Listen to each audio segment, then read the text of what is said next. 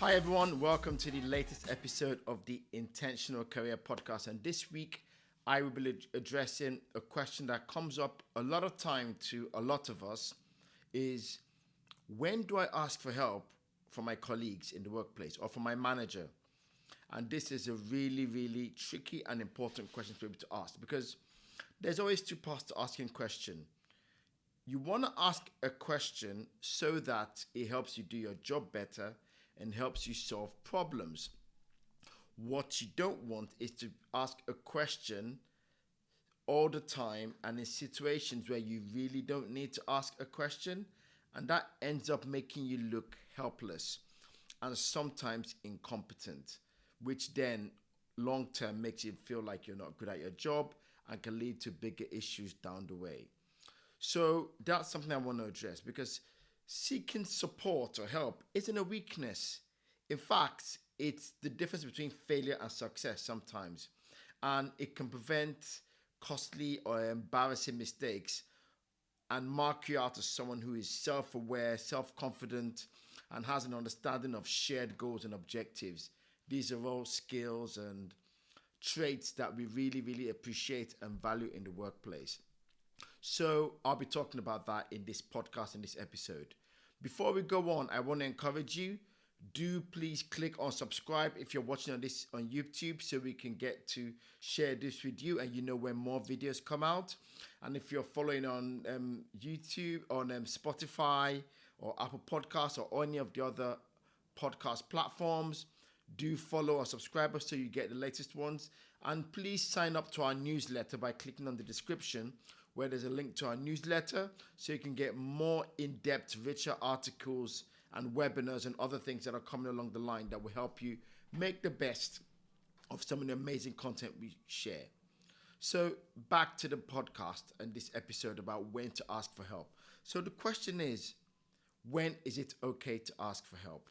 Now, in a busy workplace, you simply cannot ask for help all the time. Everyone there isn't there to serve you. And if you want to think about this to when you were going through school. When you were in nursery school, in the lower years, there was always a teacher, an assistant teacher sometimes. And the assistant teacher would help if you were struggling sometimes. And then as you get higher and higher and higher in classes, it becomes just one teacher. And you're expected to solve problems yourself and get on with work. And the teacher would sometimes, if they have help those who are really struggling with specific issues. And that's the way it is in the workplace. By and large, it's a busy workplace. Everyone is professional enough to be able to solve problems. So you shouldn't really be asking for help all the time. So it may not look good if you're asking for help over and over and over again. So before you ask for help, it's always helpful to have these three questions you ask yourself before you go to ask for help. Number one, is it my responsibility? Now consider whether the task you've been given or the problem you're trying to solve is really your responsibility and whether you have the skills and knowledge you need to complete it. Because if the answer is yes, it's your responsibility, but you don't have the skills, then it's better to speak up early than risk doing the job badly or making a mistake that will need more time and resources to fix later. If the task belongs to someone else, then it's probably better then you tell whoever owns it and you explain your thinking clearly and politely. But if your responsibilities are unclear, you feel ill-equipped to do it, then you need to ask your line manager. So just to recap, if it's your job, but you don't have the skills and competence, and that's because it's a really advanced activity, then you obviously need help. If it's someone else's job, then you need to speak to that person and let them know why you think it's their job. And if there's lack of clarity around whose job it is, I would encourage you to speak to your manager or someone senior so they help solve the problem and we can then move to resolving who needs to do it. The second question you need to ask is, what is the time scale? When does this job need to be done by? Now, sometimes if there is a lot of time, usually that means you have the time to research, find out more and solve the problem. But if it's a critical job that needs to be done really quickly and you're not sure how to do it, you need to ask for help straight away. In fact, it might be a reckless thing to try and do to try and solve it yourself when there's no time, because you might get it wrong and then it impacts other people down the line. But if you have more time and your other commitments allow it, you may be able to solve this problem by just finding a quiet time, quiet space, quiet time, concentrating and solving the problem. Or collaboratively in your team meeting, like bringing it to your team meeting and say, hey everyone, I wonder if this is something someone can help with. So if there's plenty of time available, you can solve it yourself. If there's no time and it's time critical and other people are dependent on you solving this problem, I would encourage you again to ask for help immediately. The third thing you need to ask yourself is, what are my options? It's a good idea to kind of pause and consider your options before you start getting other people involved. Because there are many jobs most of the time that are easier to accomplish than they first appear. You have a problem and sometimes it just needs you to calm down, think about it and understand your options and just think a bit deeper without panicking, and that will show you a way to solve the problem or to get the information you need. Or you may need to explore more creative solutions such as changing the way you work, automating it. So thinking about the options to solve it helps. And if you don't have an option, of course, you can then ask someone to help you. But the big thing here to think about is always take care that you don't overlook easy options. The worst thing you can do, or the not ideal thing you can do, is get everybody in a room to help you solve a problem, and the solution is usually obvious. Or you end up overcomplicating an issue. But at the same time, don't wait too long before it becomes too difficult to fix, because nobody will thank you if you wait too long to fix a problem. Nobody. So when you think of the three options above, it will usually give you some direction. So the question then becomes, okay, I've thought about these three things. I need help. It's urgent and I don't know who to help. The question, who to ask for help. The question then becomes, who should I ask for help?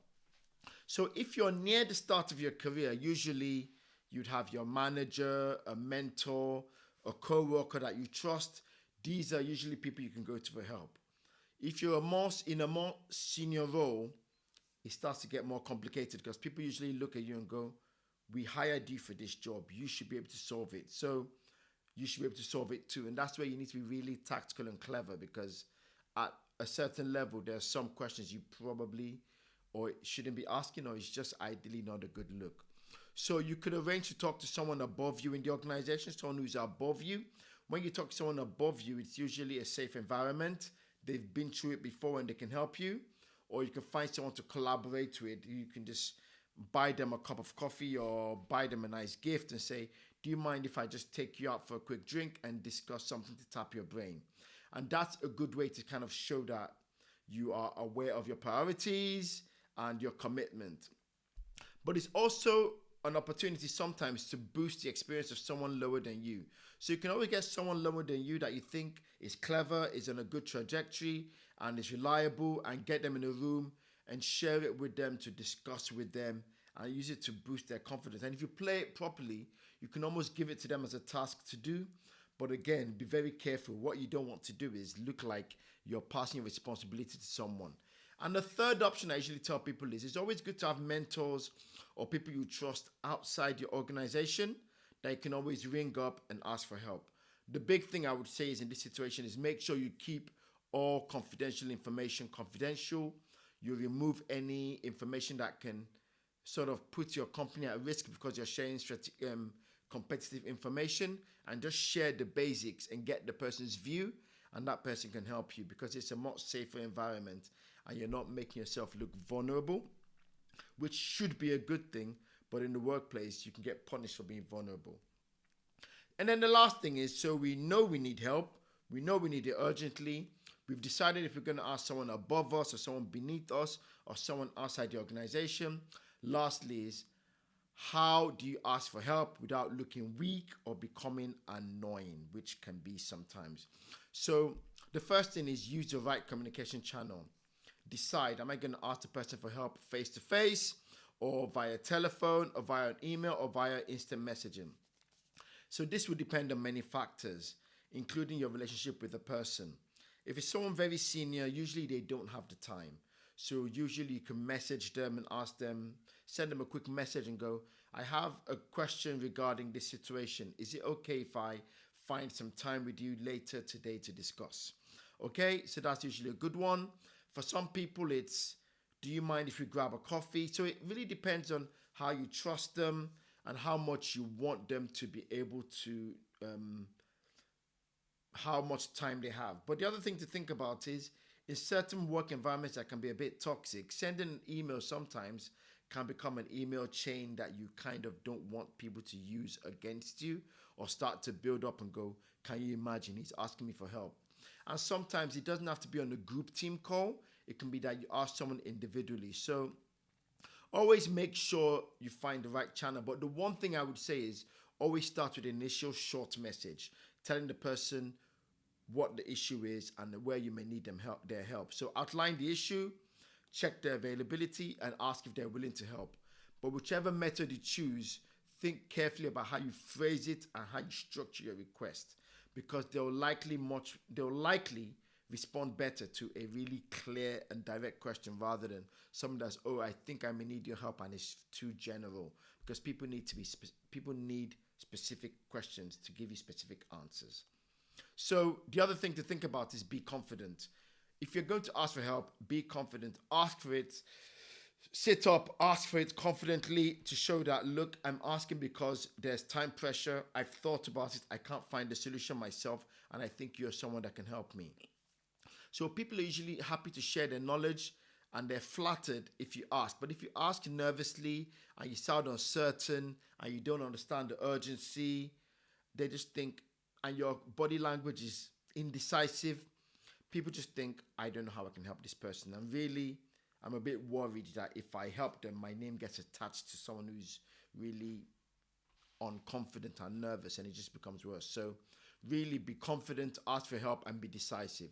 And lastly, when someone agrees to help you, please, please, please always say thank you. And if it's appropriate, consider ways you can either celebrate or reward them for their help.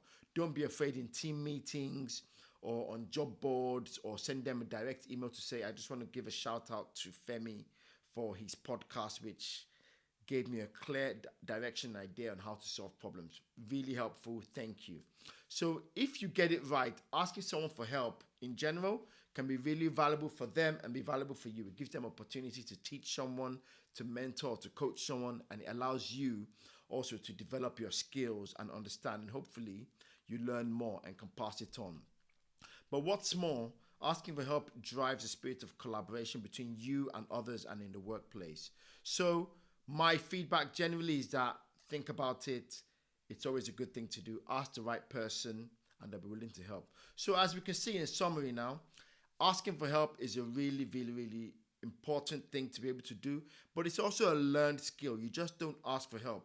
And as we've seen, asking for help can really be a legitimate way when you're stretched or you need assistance with a difficult or tricky issue. But make sure you don't ask for help all the time.